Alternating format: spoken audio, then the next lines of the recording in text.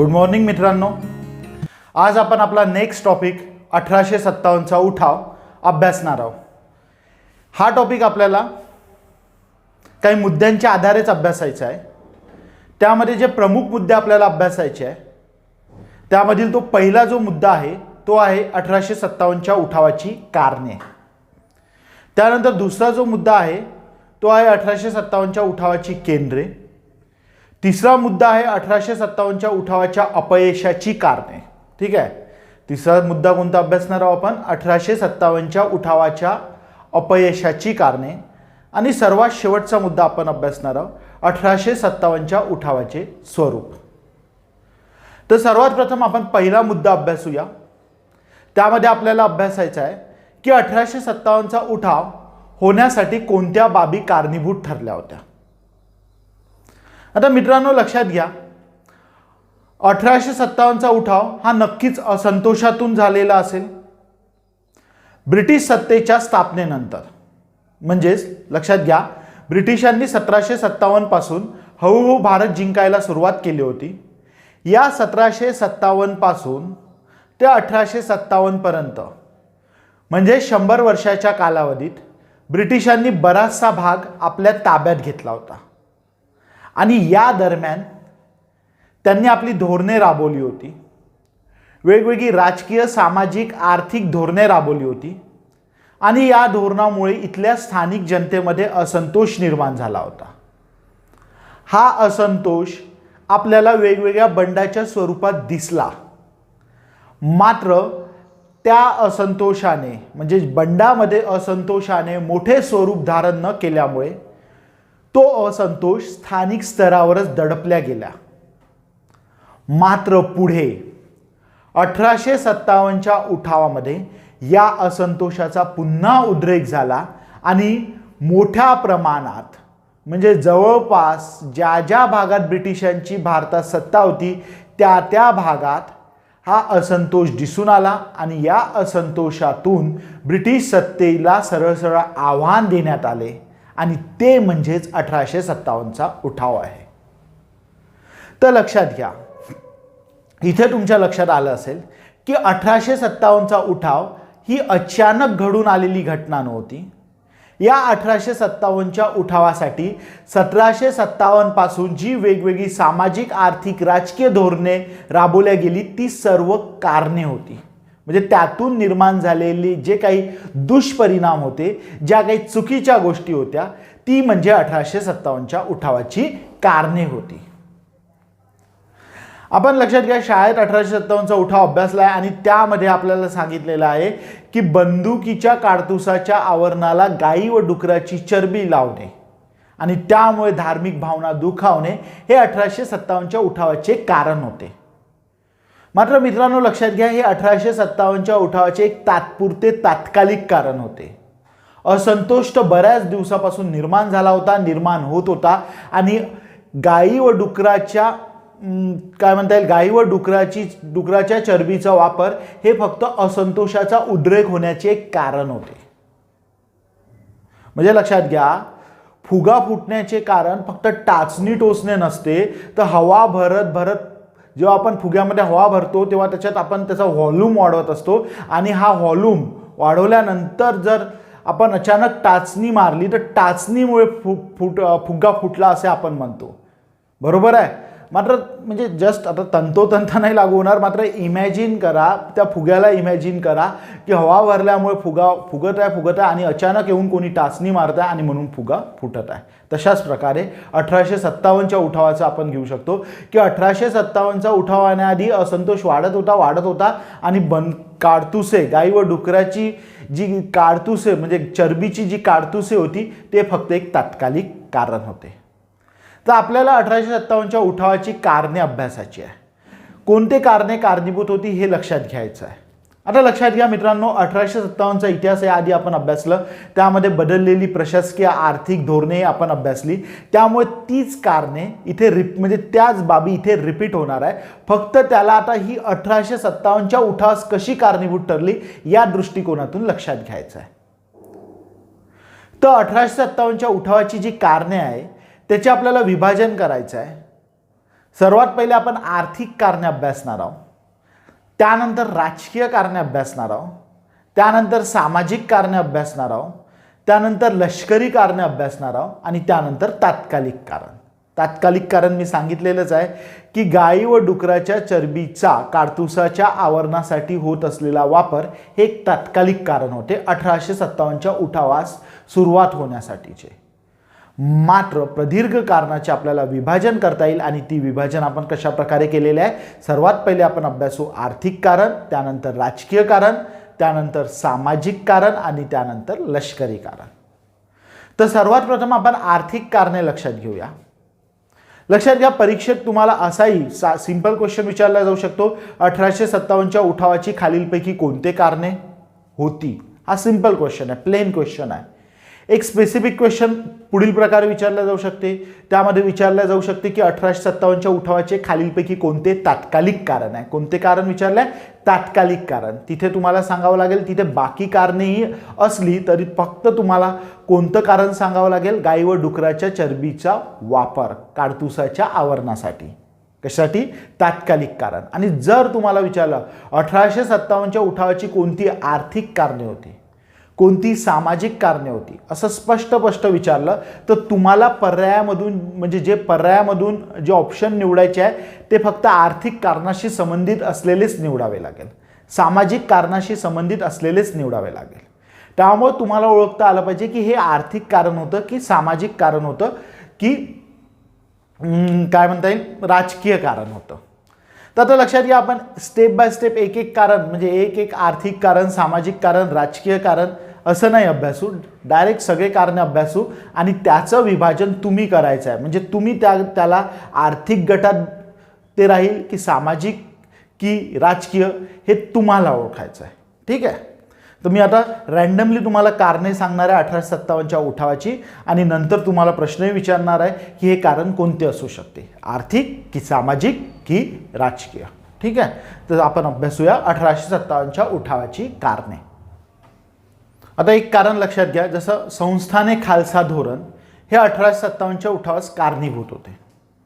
संस्थाने खालसा केल्यामुळे संस्थानिकांमध्ये असंतोष निर्माण झाला आणि त्यांनी 1857च्या उठावात भाग घेतला.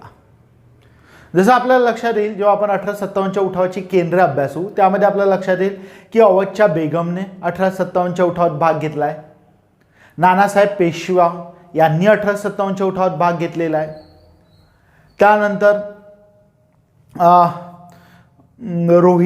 रोहिलामध्ये काय म्हणता येईल जगदीशपूरचा जो संस्थान जमीनदार होता कुंवर सिंग याने 1857च्या उठावात भाग घेतला आहे.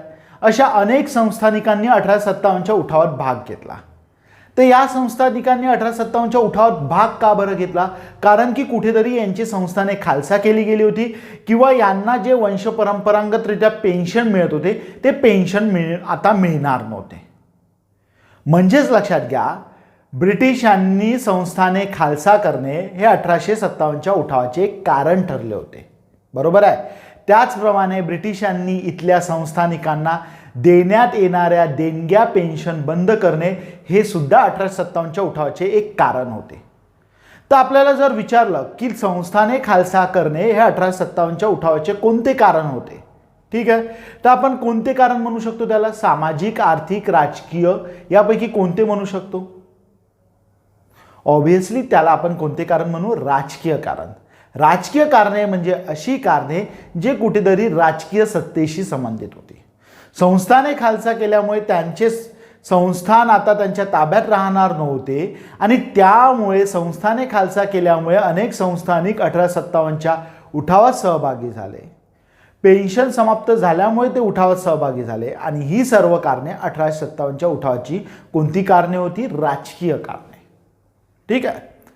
त्याचप्रमाणे लक्षात घ्या, 1813 नंतर आपण बघितलं, 1813 नंतर व्यापाराच्या स्वरूपात बदल झाला. 1813च्या आधी भारतातून पक्क्या वस्तूंची निर्यात होत, मात्र 1813 नंतर भारतातून कच्च्या वस्तूची निर्यात होऊ लागली आणि पक्क्या वस्तूची युरोपमधून ब्रिटनमधून आयात होऊ लागली. म्हणजेच लक्षात घ्या, भारतात बदललेल्या व्यापार धोरणामुळे, मी हा मुद्दा आधी एक्सप्लेन केलेला आहे, बदललेल्या व्यापार धोरणामुळे भारत कच्च्या मालाचा निर्यातदार बनला आणि पक्क्या वस्तूचा आयातदार बनला. आणि ऑब्व्हियसली यामुळे इथल्या कारागिरांना, हस्तोद्योगांना याचा फटका बसला. हा मुद्दा मी याआधी डिटेलमध्ये एक्सप्लेन केलेला आहे, ठीक आहे, त्यामुळे पुन्हा इथे एक्सप्लेन नाही करत आहे. तर इथल्या कारागिरांना, हस्तोद्योगांना फटका बसला, त्यांचा ऱ्हास झाला. बदललेल्या जमीन महसूल धोरणामुळे शेतकऱ्यांचे शोषण झाले. शेतकरी कर्जाच्या जाळ्यात ओढले गेले. कारागीर बेकार झाल्यामुळे ते उपजीविकेसाठी शेतीवर अवलंबून राहू लागले आणि त्यामुळे शेतीवरचा भार वाढला.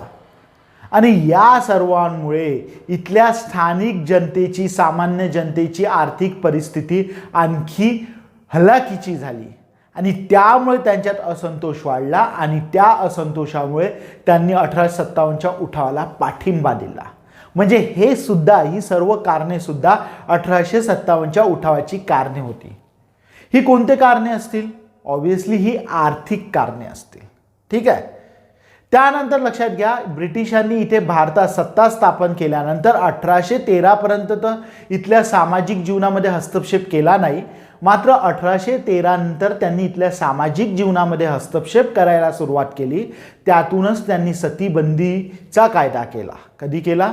1829 मध्ये विधवा पुनर्विवाहाचा कायदा केला, ठीक आहे. बालविवाहाविरुद्ध कायदे केले. आणि या सामाजिक सुधारणामुळे कुठेतरी इथल्या सनातनींना काय वाटायला लागले की ब्रिटिश आपल्या धर्मात हस्तक्षेप करताय, आपल्या धर्माला भ्रष्ट करताय. त्यांनी ख्रिश्चन धर्माच्या प्रचारासाठी इथल्या धर्मावर, इथल्या प्रथा परंपरावर टीका केली आणि त्यामुळे सुद्धा इथल्या स्थानिक जनतेमध्ये ब्रिटिशांविरुद्ध भावना निर्माण झाली. का बरं? कारण की त्यांच्या धार्मिक भावना दुखावल्या गेल्या. तर ही कारणे सुद्धा असंतोषाची कारणे होती आणि त्यामुळे 1857च्या उठावासाठी ही सुद्धा कारणे कारणीभूत होती. तर ही कारणे आपण कोणत्या कारणामध्ये घेऊ शकतो? ऑब्व्हियसली सामाजिक कारणामध्ये, ठीक आहे. तर लक्षात घ्या, आता प्रत्येक मुद्दा मी इथे डिटेलमध्ये एक्सप्लेन करत नाही. तुम्हाला परीक्षेच्या दृष्टीने काय लक्षात ठेवायचं आहे हेच सांगतो की 1857च्या उठावाची ही सर्व कारणे कारणीभूत होती. हे फक्त वाचायचं आहे आणि कोणती सामाजिक, कोणती आर्थिक, कोणती राजकीय, हे एक विभाजन तुमच्या माइंडमध्ये कुठेतरी लक्षात ठेवायचं आहे. तसंच आणखी आपल्याला अभ्यासायचं आहे लष्करी कारणे. लष्करी कारणामध्ये आपल्याला सांगता येईल की सैन्यामध्ये गोरा काळा असा वर्णभेद केला जात. भारतीयांना मोठे पद धारण करण्याची मुभा नव्हती. आपण बघितलं, लॉर्ड कॉर्नवॉलिसने उच्च पदे फक्त युरोपियनना दिली. लष्करात दिले जाणारे सर्वोच्च पद सुभेदार होते.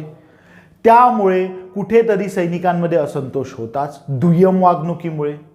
अशातच लॉर्ड कॅनिंगने एक कायदा पारित केला आणि या कायद्यामुळे समुद्र प्रवास करणे युद्धासाठी ब्रिटिश सैन्यामध्ये भारतीय ब्रिटिश सैन्यामध्ये काम करत आणि त्यांच्यावर युद्धासाठी, म्हणजे जर सपोज जगात कुठेही युद्ध होत असेल आणि जर भारतातून फौज पाठवल्या जात असेल, ब्रिटिश फौज, तर त्यामध्ये भारतीयही असणार. तर जगातील युद्धासाठी बऱ्याचशा वेळा भारतीय सैनिकांना, जे कुठे होते, ब्रिटिश सैन्यामध्ये होते, त्यांना समुद्री प्रवास करणे बंधनकारक केले. लॉर्ड कॅनिंगने त्यासाठी कायदाच आणला. आता समुद्र प्रवास भारतातील धर्मात, हिंदू धर्मात निषिद्ध मानल्या जात त्या काळात. मात्र समुद्र प्रवासाची जबरदस्ती केल्यामुळे सैनिकांमध्ये एक प्रकारे धार्मिक कुठेतरी भावना दुखावल्याची भावना निर्माण झाली आणि त्यामुळे सैनिकांमधला असंतोष पुन्हा वाढला.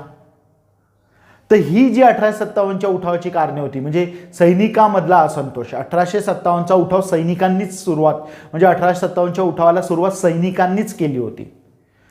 तर सैनिकांमधील असंतोष त्यासाठी कारणीभूत असेल आणि सैनिकांमधील असंतोष कोणत्या कारणामुळे असेल? लष्करी कारणामुळे. तर ही 1857च्या उठावाची लष्करी कारणे होती. तर लक्षात घ्या मित्रांनो, हे एकदम वाचूनही तुम्ही लक्षात घेऊ शकाल. तर 1857च्या उठावाची ही सर्व कारणे तुम्हाला एक वेळा वाचायची आहे आणि कोणती आर्थिक, कोणती राजकीय, कोणती सामाजिक, फक्त हे लक्षात ठेवायचं आहे. काही महत्त्वाच्या फॅक्ट्स जर तिथे असेल, म्हणजे त्याला धरून एक वेगळ्या प्रकारे प्रश्न जर परीक्षेत विचारला जाऊ शकेल, तर त्याच्यावर मी आता तुमच्याशी, म्हणजे ते तुम्हाला आता सांगणारच आहे. कशाबद्दल? जर म्हणजे ह्या 1857च्या उठावाची कारणे तुम्हाला वाचायची आहे, थोडक्यात मी एक्सप्लेन केलेली आहे. सामाजिक, आर्थिक, राजकीय असं विभाजन तुम्हाला लक्षात घ्यायचं आहे आणि या माहितीवर आणखी काय प्रश्न विचारले जाऊ शकतात हे मी तुम्हाला आता सांगणार आहे. पहा इथे म्हणजे नोट्समध्ये कारणे तर तुम्हाला सरळ सरळ वाचायचीच आहे, ठीक आहे. मात्र या कारणामध्ये काही कारणांनाच धरून काही वेगळे प्रश्न विचारले जाऊ शकतात. काही महत्त्वाच्या फॅक्ट्स इथे आलेल्या आहे, तर त्या महत्त्वाच्या फॅक्ट्स मी तुम्हाला इथे सांगणार आहे. तिथे पहा आर्थिक कारणामध्ये तुम्हाला दिसत असेल 1852मध्ये इनाम आयोगाची स्थापना, ज्या जमिनीवर महसूल दिला जात नाही त्या जप्त करण्याच्या उद्देशाने, ठीक आहे. म्हणजे लक्षात घ्या त्या काळात जमिनी दान केल्या जात आणि त्या जमिनीवर मग महसूल वसूल केला जात नव्हता. त्या जमिनींना इनाम दिलेल्या जमिनी म्हटल्या जात. तर ब्रिटिशांनी आपला महसूल वाढवण्यासाठी या जमिनीवर सुद्धा महसूल आकारण्यास सुरुवात केली आणि त्यासाठी त्यांनी अशा जमिनी जप्त करण्याचे ठरवले. म्हणजे ज्या जमिनीवर महसूल आकारला जात नव्हता त्या जमिनी म्हणजे काय, इनाम दिलेल्या जमिनी जप्त करण्याचे ठरवले आणि त्यासाठी त्यांनी इनाम आयोगाची स्थापना केली. ते याला धरून एक सिंपल क्वेश्चन हा विचारला जाऊ शकतो की इनाम आयोगाची स्थापना कधी झाली. इनाम आयोगाची स्थापना खालीलपैकी कोणत्या गव्हर्नर जनरलने केली. तर इथे लक्षात ठेवायचं आहे 1852मध्ये स्थापना झाली, त्यामुळे तुम्ही कोणत्या गव्हर्नर जनरलने केली हे सहजरित्या सांगू शकाल. 1848 ते 1856 या कालावधीत कोण गव्हर्नर जनरल होता, लॉर्ड डलहौसी. तर लॉर्ड डलहौसीने इनाम आयोगाची स्थापना केली होती आणि इनाम आयोगाची स्थापना कशासाठी करण्यात आली होती, ज्या जमिनी इनाम म्हणून दिल्या जात त्या जप्त करण्यासाठी. का बरं जप्त केल्या जाणार होत्या, कारण की त्या इनाम दिलेल्या जमिनीवर महसूल आकारला जात नव्हता, तर त्यांच्यावर सुद्धा महसूल आकारला जाण्यासाठी ब्रिटिशांनी त्या जमिनी जप्त करण्याचे ठरवले होते. त्यानंतर लक्षात घ्या महत्त्वाचं म्हणजे राजकीय कारणामध्ये तुम्हाला लक्षात ठेवायचं आहे की वेगवेगळे संस्थानिक 1857च्या उठावात सहभागी झाले होते. तर ते सहभागी होण्याचे कारण वेगवेगळे होती, वेगवेगळी राजकीय कारणे त्यासाठी कारणीभूत होती. जसं उपाध्या रद्द झाल्यामुळे, म्हणजे ज्या राजांना ज्या पदव्या उपाधी दिली जात ती रद्द झाल्यामुळे तंजावरचा राजा आणि कर्नाटकचा नवाब 1857च्या उठावात सहभागी झाला होता. ठीक आहे, हा सहभागी झाला होता की नव्हता झाला याबद्दल नक्की माहीत नाही. मात्र पुढचा जो मुद्दा आहे त्याला धरून आपल्याला प्रश्न विचारला जाऊ शकतो की धोंडू पंथ उर्फ नानासाहेब पेशवा म्हणजे काय, कोण होता हा नानासाहेब पेशवा, दुसऱ्या बाजीरावचा दत्तक मुलगा. आपण बघितलं तिसऱ्या मराठा युद्धात पेशवाई समाप्त झाली तेव्हा पेशवा कोण होता, बाजीराव दुसरा. या बाजीराव दुसराला काय करण्यात आले, पेशवा पदावरून बाजूला करण्यात आले आणि त्यानंतर त्याला पेन्शन देण्यात आले. बाजीराव दुसराने मुलगा दत्तक घेतला होता, त्याचे नाव होते धोंडूपंत उर्फ नानासाहेब. तर या धोंडूपंत उर्फ नानासाहेब हा बाजीराव दुसऱ्याचा दत्तक पुत्र होता आणि त्यामुळे त्याला पेन्शन देण्यात येणार नाही असे कोणी जाहीर केले, डलहौसीने. आता लक्षात घ्या, म्हणजे इथे पहा नानासाहेब पेशवे हे उठावात सहभागी झाले होते त्यांचे संस्थान खालसा केल्यामुळे का, नाही, कारण की संस्थान तर त्यांच्याकडे होतच नाही. नानासाहेब पेशवा यांच्याकडे कोणतं संस्थान होतं का, नाही, फक्त ते आता एक पेन्शनधारी होते. मात्र दत्तक पुत्र आहे म्हणून आता तुम्हाला यापुढे पेन्शन दिली जाणार नाही हे कारण दाखवून त्यांचे पेन्शन समाप्त केले, पेन्शन रद्द केले. म्हणून नानासाहेबांनी 1857च्या उठावात सहभाग घेतला. म्हणजे आपल्याला इथे पहा एक सिंपल क्वेश्चन विचारला जाऊ शकतो की नानासाहेबांनी 1857च्या उठावात भाग का घेतला, आणि तिथे एक कारण संस्थान खालसा केल्यामुळे, त्यांचे संस्थान खालसा केल्यामुळे हे सुद्धा असू शकते. मात्र हे कारण आहे का, नाही, त्यांची पेन्शन समाप्त केल्यामुळे त्यांनी 1857च्या उठावात भाग घेतला, हे तुम्हाला लक्षात ठेवायचं आहे. त्यानंतर यावर फॉरेस्ट मेन्स 2014मध्ये प्रश्न येऊन गेलेला आहे. ठीक आहे, जी 2015मध्ये झाली होती, 2014चीच एक्झाम होती, मात्र 2015मध्ये झाली होती. त्यामध्ये हा प्रश्न आलेला आहे की मुघल बादशाहबाबत ब्रिटिशांनी कोणते धोरण अनुसरले याचा एक क्रम लावा. ठीक आहे, तर त्यामध्ये पर्याय होती की मुघल बादशाहाला देणग्या देणे बंद केले, लाल किल्ला सोडून जाण्यास सांगितले आणि यापुढे त्याचे वारसदार बादशाह पद धारण करू शकणार नाही असे जाहीर केले. अशा 3 घटना दिल्या होत्या आणि म्हटले होते की मुघल बादशाहबाबत ब्रिटिश सरकारने पुढील धोरणे अवलंबली, तर ती कोणत्या क्रमाने अवलंबली याचा क्रम लावा. ठीक आहे, हा सिंपल क्वेश्चन होता. आता लक्षात घ्या, यामध्ये मी तेव्हा जो म्हणजे हा क्वेश्चन जो सॉल्व्ह केला होता तो लॉजिकली सॉल्व्ह केला होता. ठीक आहे. सगळ्यात पहिले म्हणजे हळूहळू सॉफ्टपासून एकदम टफ असं हे धोरण राहिलं असेल, म्हणजे सौम्यपासून कठोर होत गेलं असेल धोरण. कोणाबाबतचं? मुघल बादशाहबाबतचं. तर लक्षात घ्या, यामध्ये तुम्हाला सगळ्यात पहिले दिसेल, सर्वात म्हणजे सगळ्यात पहिले तुम्ही सौम्य नाही ओळखू शकाल तर ॲटलिस्ट कठोर ओळखू शकलो पाहिजे. कठोर, सर्वात कठोर धोरण कोणते असेल मुघल बादशाहबाबतचे? की जाहीर करणे, यापुढे तू बादशाह राहतील नाही, तू बादशाह म्हणून पद धारण करू शकणार नाही, किंवा तुझे वारसदार यापुढे बादशाह राहणार नाही, तुझा कोणी वारसदार यापुढे बादशाह म्हणून पदावर येऊ शकणार नाही. हे सर्वात कठोर धोरण असेल. तर ऑब्व्हियसली ते सर्वात शेवटी अवलंबले असेल. त्यानंतर सुरुवातीला आधी तर त्याचा दर्जा कमी कमी करत नेला असेल. तर दर्जा कमी करण्याचं एक साधन म्हणून आपल्याला दिसते की देणग्या देण्यास बंद करायला लावलं असेल. आणि त्यानंतर मग देणग्या देण्यास बंद करायला लावल्यानंतर कुठेतरी मधातलं कारण कोणतं उरलं? मग म्हणजे मधातलं धोरण कोणतं उरलं? की लाल किल्ला सोडून जाण्यास सांगितले असेल. म्हणजेच लक्षात घ्या, इथे लॉजिकली आपण सॉल्व्ह करू शकतो. ठीक आहे, पाठ करण्याची गरज नाही. सौम्यकडून कठोरकडे हे धोरण गेलं असेल, डायरेक्ट आधी कठोर आणि मग सौम्य असं तर ते धोरण राहिलं नसेल. तर सर्वात पहिलं जे धोरण अवलंबलं मुघल बादशाहबाबत ते काय? की मुघल बादशास देणग्या देण्यास बंदी घालण्यात आली. म्हणजेच त्याचा दर्जा, त्याचा एक बादशाह म्हणून सन्मान कमी करण्यात आला. आणि हे कोणी केलं? Lord Ellenborough. तर असंही आपल्याला डायरेक्ट क्वेश्चन विचारला जाऊ शकते. इकडे मुघल बादशाहबाबतचे धोरण आणि इकडे काय? गव्हर्नर जनरल किंवा गव्हर्नर जनरलची नावे आणि काय म्हणून विचारलं जाऊ शकते की यांच्या जोड्या लावा. तर या दृष्टीने तुम्हाला इथे या फॅक्ट्स लक्षात ठेवायचे आहे की सर्वात पहिले काय? मुघल बादशास देणग्या देण्यास बंदी घालण्यात आली आणि ही बंदी कोणी घातली? लॉर्ड एलेनबरो याने. त्यानंतर मुघल बादशास लाल किल्ला, जे त्याचे अधिकृत निवासस्थान होते, ते सोडून जाण्यास सांगितले. कोणी सांगितले? लॉर्ड डलहौसीने. आणि त्यानंतर यापुढे मुघल बादशाह आणि त्याचे वारसदार बादशाह हे पद धारण करू शकणार नाही, बादशाह ही पदवी धारण करू शकणार नाही असे जाहीर केले. कोणी जाहीर केले? लॉर्ड कॅनिंगने. तर या सर्व फॅक्ट्स तुम्हाला इथे लक्षात ठेवायच्या. यावर असा वेगळा क्वेश्चनही विचारला जाऊ शकतो. त्यानंतर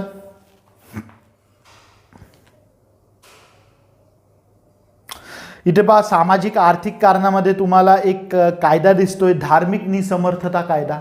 यावर प्रश्न विचारला जाऊ शकतात. यावर प्रश्न विचारला जाऊ शकते. 1850 मध्ये हा कायदा पारित केला होता आणि या कायद्यानुसार यापुढे हिंदूंना धर्मांतर केले तरी त्यांच्या वडिलोपार्जित संपत्तीतला हिस्सा मिळणार होता. म्हणजेच लक्षात घ्या, या कायद्याच्या आधी काय होते? जर एखाद्या हिंदूने धर्मांतर केले तर त्याच्या वडिलोपार्जित संपत्तीतला वाटा त्याला मिळत नसे. त्यामुळे तो धर्मांतर करताना कुठेतरी विचार करत होता. मात्र लॉर्ड डलहौसीने कायदा जाहीर करून टाकलं, धार्मिक निसमर्थता कायदा पारित करून, की यापुढे कोणत्याही हिंदूंनी धर्मांतर केलं तरी त्याचा वडिलोपार्जित संपत्तीतला हक्क जाणार नाही. म्हणजे कशासाठी केलं असेल हे? ख्रिश्चन धर्माचा प्रचार करण्यासाठी, जेणेकरून अधिकाधिक लोकांनी ख्रिश्चन धर्म स्वीकारावा. मात्र यामुळे कोण दुखावले गेले असतील? जे सनातनी हिंदू आहे ते दुखावले गेले असतील. तर इथे आपल्याला हा कायदा लक्षात घ्यायचा आहे की धार्मिक निसमर्थता कायदा काय होता आणि तो कोणी पारित केला? लॉर्ड डलहौसीने. त्यानंतर एक जनरल सर्व्हिस रिक्रुटमेंट ॲक्ट तुम्हाला दिसतोय, जो कधी पारित झाला? 1856. तर हा ॲक्ट काय होता हे फक्त एक सिंपल फॅक्ट्स तुम्हाला लक्षात ठेवायची आहे. जनरल सर्व्हिस रिक्रुटमेंट ॲक्ट 1856 हा लॉर्ड कॅनिंगने पारित केला होता, हे एक लक्षात ठेवायचं आहे. आणि दुसरं महत्त्वाचं लक्षात ठेवायचं आहे की लॉर्ड कॅनिंगने कशासाठी पारित केला होता? की सेवेसाठी भारतात तसेच भारताबाहेर जाण्याची पूर्व अट घालण्यात आली. म्हणजे सेवेसाठी भारतात आणि भारताबाहेर जावंच लागेल तेव्हाच तुम्ही सैन्यात काम करू शकाल, ही पूर्व अट या कायद्याने घालण्यात आली. तर जोड्या लावामध्ये वेगवेगळे कायदे आणि कोणी केले ते गव्हर्नर जनरल असं आपल्याला विचारलं जाऊ शकते. तर ही एक फॅक्ट्स तुम्हाला लक्षात ठेवायची आहे. जनरल सर्व्हिस रिक्रुटमेंट ॲक्ट कोणी केला होता? लॉर्ड कॅनिंगने. ठीक आहे. त्यानंतर मग तात्कालिक कारण तर तुम्हाला लक्षात ठेवायचंच आहे. पहा, इथे आणखी एका युद्धाचा उल्लेख आलेला आहे. म्हणजे ब्रिटिश सैन्याचा काही युद्धामध्ये पराभव झाला होता. ठीक आहे, हे कारण तिथे दिलेलं आहे. ब्रिटिश सैन्याच्या जगात म्हणजे ब्रिटिश सैन्याला बऱ्याच युद्धामध्ये मोठा फटका बसला होता किंवा हानी झाली होती. आणि 1857च्या उठावाचा संदर्भ घेऊन तुम्हाला लक्षात ठेवायचं आहे की पहिले अफगाण युद्ध लक्षात ठेवायचे. ठीक आहे, बऱ्याचशा वेळा याच्यावर प्रश्न विचारतात. समाधान महाजन सरांच्या पुस्तकामध्ये युद्धामध्ये या फॅक्ट्स दिलेल्या आहे. मी तुम्हाला आधी सांगितलेलं आहे की अफगाणसोबत 3 युद्धे झाली आणि ब्रह्मदेशसोबत 3 युद्धे झाली आणि नेपाळसोबत सुद्धा युद्धे झालेली आहे. तर या 3 देशासोबत झालेली युद्धे यांचा कालावधी आणि कोणत्या गव्हर्नर जनरल किंवा व्हाईसरॉयच्या कालावधीत झाली एवढं फक्त तुम्हाला लक्षात ठेवायचं आहे. तर पहिले अफगाण युद्ध तिथे तुम्हाला दिसेल 1838-39 या कालावधीत झाले आणि बहुतेक तेव्हा जो गव्हर्नर जनरल होता तो लॉर्ड ऑकलंड होता. ठीक आहे, हे तुम्हाला ओळखता आलं पाहिजे. ठीक आहे, मी तर सांगतोच, मात्र तुम्ही सुद्धा हे क्रॉस चेक करून किंवा तुम्हाला सुद्धा क्रॉस चेक तुम्हाला करता आलं पाहिजे किंवा तुम्हाला आठवलं पाहिजे. आणि यासाठी मी तुम्हाला सांगितलं आहे की सगळे गव्हर्नर जनरल व्हाईसरॉय यांचा कालावधी आणि त्यांनी केलेल्या महत्त्वाच्या तरतुदी तुम्ही स्वतः वाचायच्या आहे. ठीक आहे, तर आता पहा मी कसं सांगितलं, कारण की 1838-39 हा कालावधी मी लक्षात घेतला आणि मला लगेच आठवलं की तेव्हा कोण होतं, लॉर्ड ऑकलंड. ठीक आहे, एक वेळ चेक करून घ्या. तर लॉर्ड ऑकलंडच्या कालावधीत 1838-39 मध्ये पहिले अफगाण युद्ध ही एक फॅक्ट्स तुम्हाला लक्षात ठेवायची आहे. आणि या युद्धामध्ये ब्रिटिश सैन्यांना यश आलं नव्हतं आणि त्यामुळे ब्रिटिश सैन्याविरुद्ध लढता येऊ शकते हा एक कुठेतरी आत्मविश्वास निर्माण झाला होता आणि ते त्यामुळे सुद्धा 1857च्या उठावाला प्रेरणा मिळाली असं म्हटलं जाते. ठीक आहे मित्रांनो, तर अशा प्रकारे आपण 1857च्या उठावाची कारणे अभ्यासली आणि या कारणामध्ये आलेल्या महत्त्वाच्या फॅक्ट्स अभ्यासल्या परीक्षेच्या दृष्टिकोनातून. यानंतरच्या लेक्चरमध्ये आपल्याला 1857च्या उठावात सुरुवात कशी झाली आणि त्यानंतर मग 1857च्या उठाव कुठे कुठे झाला, ठीक आहे, आणि मग तिथे कोणी नेतृत्व केले, कोणी तो उठाव दडपला हे अभ्यासायचं आहे. तर नेक्स्ट लेक्चरमध्ये आपण आपला यातील दुसरा मुद्दा 1857च्या उठावाची केंद्रे हा अभ्यास.